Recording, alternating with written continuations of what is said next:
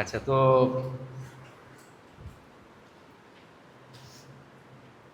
Good afternoon. সবাই ভালো তো?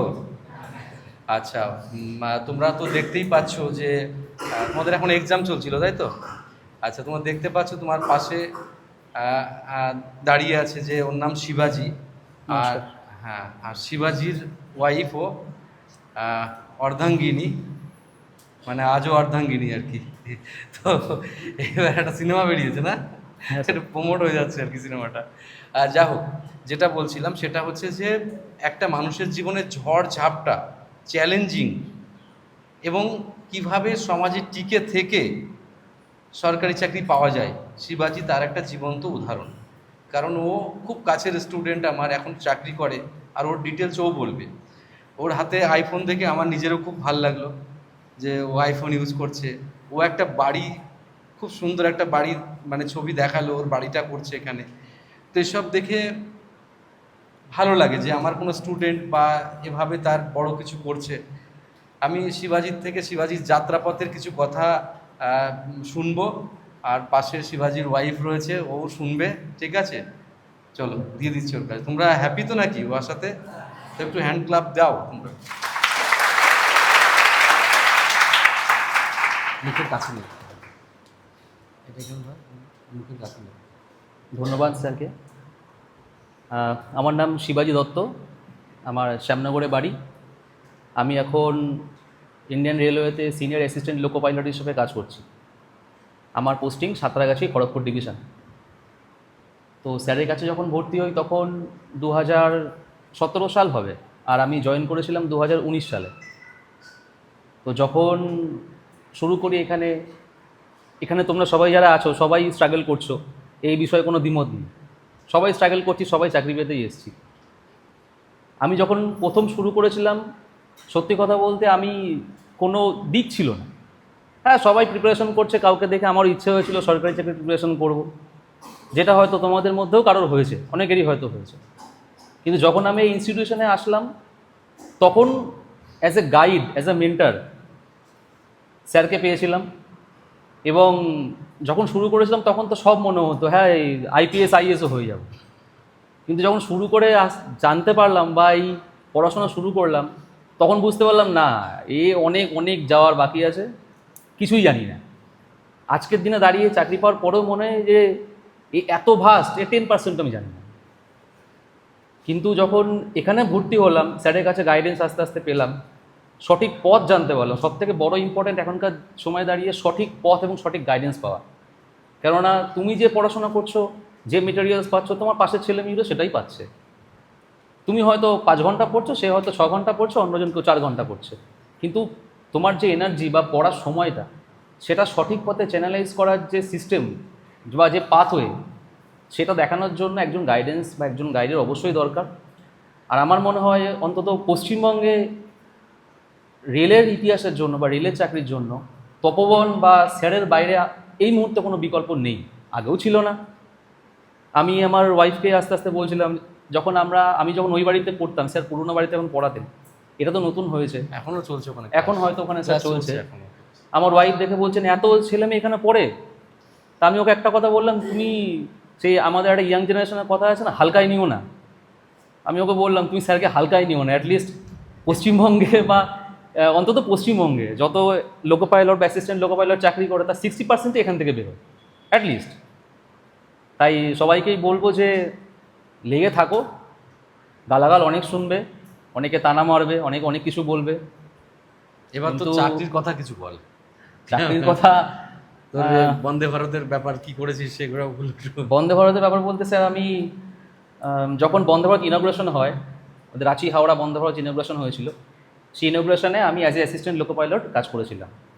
তো সেদিনকে আমার জীবনে ভীষণ ভীষণ প্রাপ্তির দিন ছিল সেটি।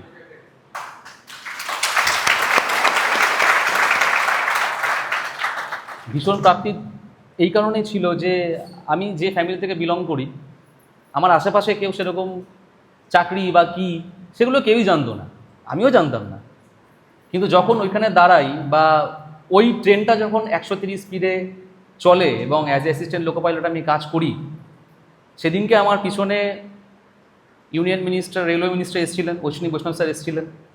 আমার পিছনে তখন ইউনিয়ন মিনিস্টার সুকান্ত মজুমদার স্যারও ছিলেন। বিশাল ব্যাপার। সঙ্গে তো রেলের সমস্ত বাকি আধিকারিক যারা বড় বড় স্যার অফিসার তারা তো ছিলেনই। আমাকে এবং আমার যিনি ড্রাইভার ছিলেন হাওড়া স্টেশনে, সেখানে সবার সঙ্গে আমাকে ওখানে মানে টিকা ফিকা দেওয়া হয় বা ফেলিসিটেট করা, অনেক কিছুই করা হয়েছিল। এবং সবথেকে বড় ব্যাপার, আমাদের দেশের মাননীয় প্রধানমন্ত্রী তিনি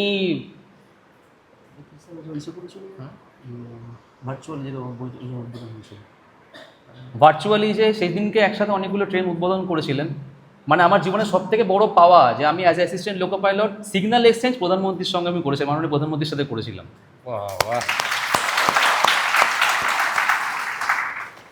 আর এর থেকে আমার বাবা মাকে আমি আর কি বড় গিফট দিতে পারি, এটাই আমার সেই। বাবা মাকে সব থেকে বড় দেওয়া, এবং স্যারকেও সেটাই আমার তরফ থেকে স্যারকে দেওয়া। আর বেশি কিছু বলার আমার নেই। আর ছোট একটি কথা বলতে চাই, যে স্যার যে বললেন না যে আইফোনের বিষয় প্রসঙ্গটা যেটা বলছিলেন, আমি স্যারকে এটাও দেখাচ্ছিলাম যে নট অনলি এখন শুধু আইফোন ইউজ করছি তা নয়, আমি যখন এখানে প্রথম পড়তে আসি আমি যে ফোনটা ইউজ করতাম সে ভাঙাচোরা ফোনটা আমি টিললেট ইউজ করছি। বাহ, এবং বাহ। আমি আইফোনটা কোথায়? দুটোই দেখি তাহলে।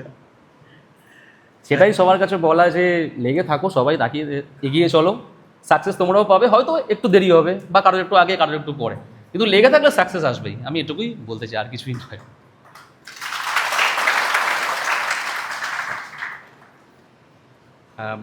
বিশেষ করে এই সব কথা শোনার পরে আমার আর কিছু বলার থাকে না, কারণ আমার স্টুডেন্ট বা তপন স্টাডি সেন্টার স্টুডেন্টরা সবসময় আমার কাছে বকাই খায় বেশি ভালোবাসার থেকে। গান ধরে দাঁড়ানো। মানে দাঁড় করায় এখনও। তো আমি চাই যে আমাদের প্রত্যেকটা স্টুডেন্ট স্বমহিমায় সরকারি চাকরি করুক, এবং সরকারি চাকরি পাওয়া সম্ভব।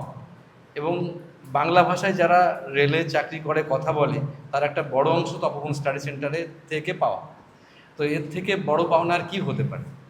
তো সেই জায়গায় দাঁড়িয়ে নিজেদেরকে উন্নত করার কৌশল শেখা, আর নিজেদেরকে না থামিয়ে রেখে চলমান নদীর মতো হয়ে চলা, এটাই কিন্তু সব থেকে বড় ব্যাপার।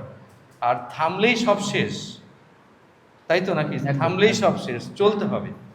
আর আমি খুব ভালো লাগছে যে ওর ওয়াইফ ওকে ফুল সাপোর্ট, এবং ওদের দুটো কিউট বেবি আছে, সেটা হচ্ছে একটা মেয়ে একটা ছেলে। ছবি দেখছিলাম, আমারও খুব ভালো লাগলো। আমি বলছিলাম কেন নিয়ে আসিসনি, তো ওর পায়ে একটু চোট লেগেছে লিগামেন্টের।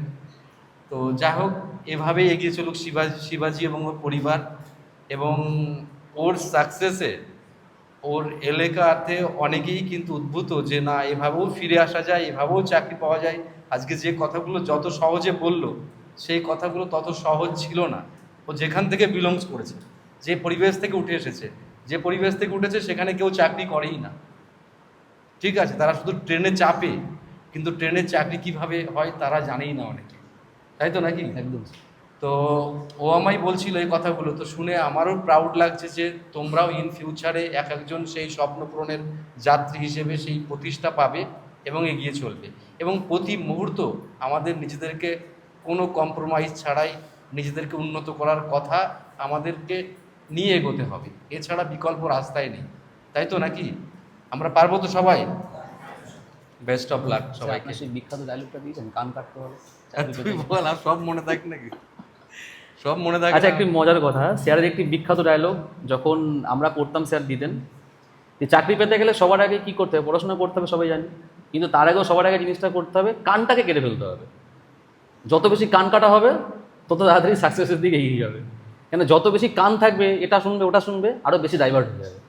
তাই কে কী বললো কে কী না বললো ডোন্ট কেয়ার, জাস্ট কানটা কেটে এগিয়ে যাও। দাদা হিসেবে, তোমাদের সিনিয়র হিসেবে শুধু এটুকুই তোমাদের বলার আছে। Thank you. তুমি কি বলবো নাকি? ঠিক আছে, তাহলে তোমরা মন দিয়ে এক্সাম দাও, তোমরা খুব খুব ভালো পারফর্ম করো। আর তোমাদের ওকে 5 মিনিট বেশি দিয়ে দেবে।